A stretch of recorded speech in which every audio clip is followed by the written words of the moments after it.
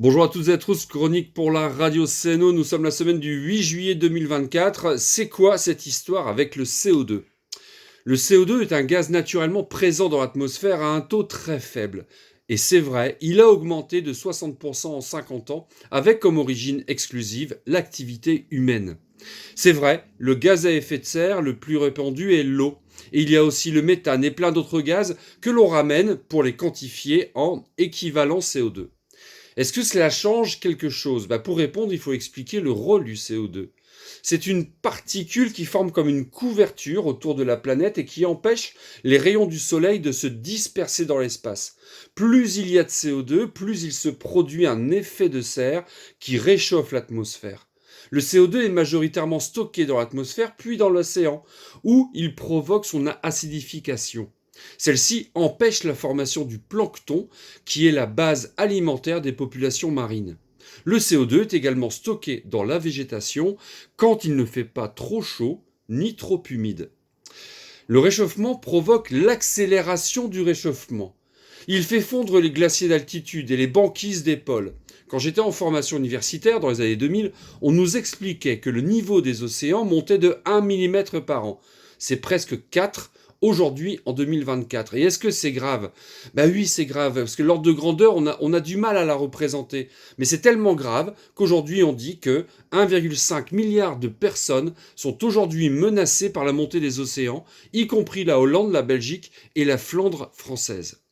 Et cela s'accélère car l'eau douce, qui est plus lourde que l'eau salée, tombe dans le fond des océans et ralentit les courants marins qui réchauffent, entre autres, notre vieille Europe l'hiver et la refroidit l'été. Des pôles moins froids provoquent le ralentissement et la perturbation des courants jet de très haute altitude. On parle donc plus récemment de gouttes d'eau froide, de dômes de chaleur, de dérèglement climatique, sont des mots nouveaux en météo. Les gaz à effet de serre n'ont pas de frontières. Le dérèglement climatique touche tout le monde, mais certains territoires, c'est vrai, sont plus exposés que d'autres. Les experts du climat ont acté que nous sommes passés au-delà des plus 1,5 degrés de réchauffement climatique depuis plus de 12 mois consécutifs et que nous nous dirigeons vraisemblablement vers le plus 4 à plus 5 degrés pour la fin du siècle. Les conditions pour habiter la planète étaient en équilibre fragile. Les industriels du pétrole et tous les dirigeants politiques savaient depuis la fin des années 70 et l'étude du rapport Meadows. Aujourd'hui, est-ce que mes actions comptent? Il faut considérer que ce sera beaucoup plus facile à plus de degrés qu'à plus 4 degrés. À partir de là, oui, chaque centième, chaque millième de degré compte, donc chaque action compte.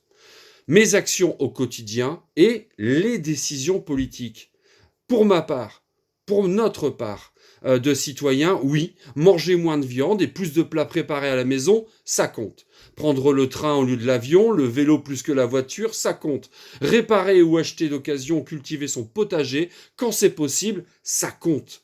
Et puis, il y a les décisions politiques. Pour des villes plus végétalisées, plus humaines, un maillage de pistes cyclables et des transports en commun, arrêter la destruction de terres agricoles, une certaine forme de commerce et d'industrie, tout ça, oui, ça compte. Changeons nos pratiques du quotidien, notre avenir en dépend. Allez, à la semaine prochaine.